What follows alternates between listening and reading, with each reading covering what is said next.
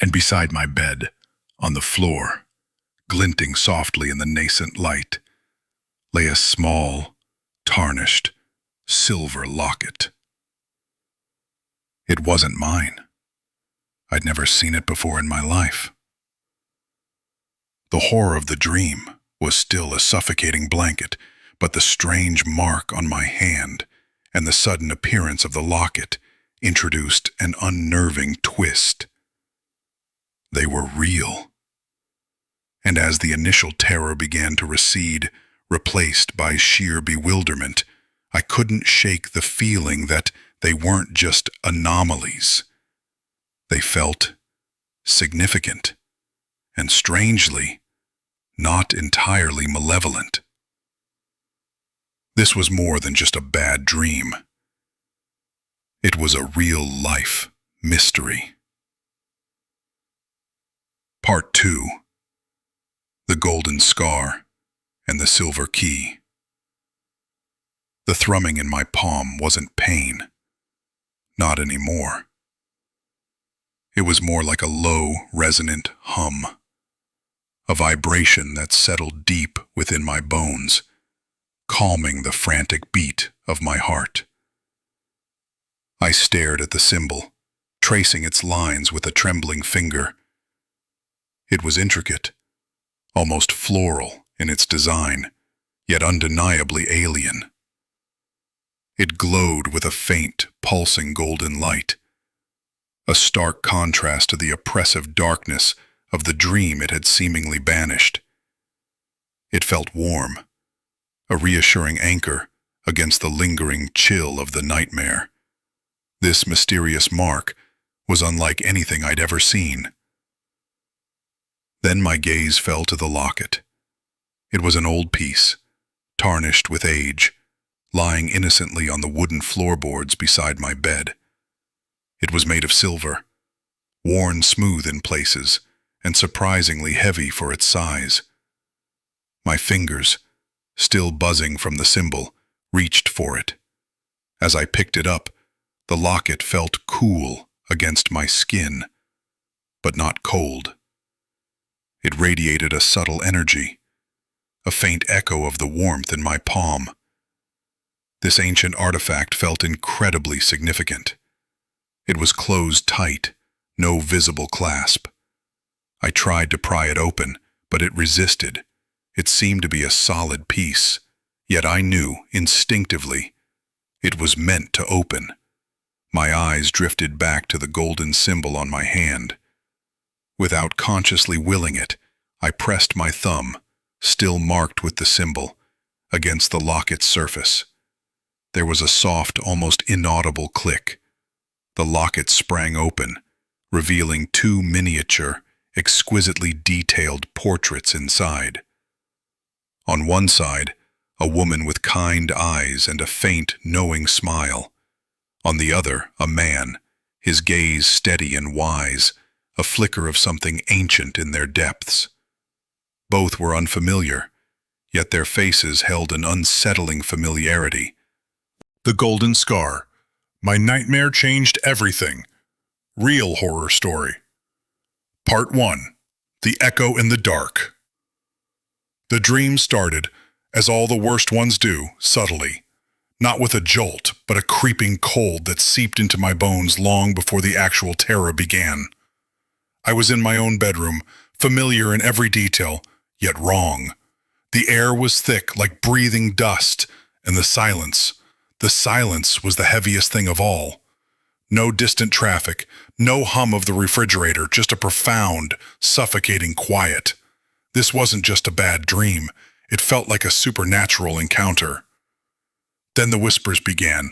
They weren't distinct words, more like a rasping murmur from the corners of the room just beyond the reach of my ears. My eyes, in the dream, were glued to the ceiling, but my mind screamed at me to look at the shadows. There was something in them, something vast and shapeless that pulsed with a faint, nauseating light. It felt ancient, hungry, like a cosmic horror lurking just out of sight. I tried to move, to scream, but I was paralyzed. It was the classic nightmare paralysis, but amplified 1,000-fold. My chest was an iron band, my throat a vice. The whispers grew louder, coalescing into a single guttural sound that vibrated through my very core. It wasn't a language I knew, yet it spoke of decay, of consumption, of an endless void. The air grew colder, and I could feel something pressing down on me, a weight that wasn't physical but spiritual, crushing the very will to exist out of me.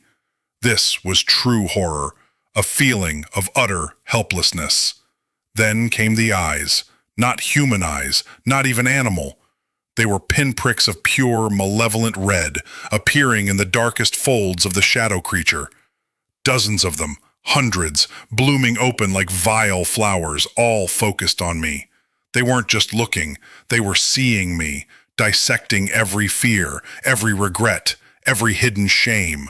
They were feasting on my soul. This was a paranormal experience unlike anything I'd ever imagined. A cold, unseen tendril wrapped around my ankle, then another around my wrist.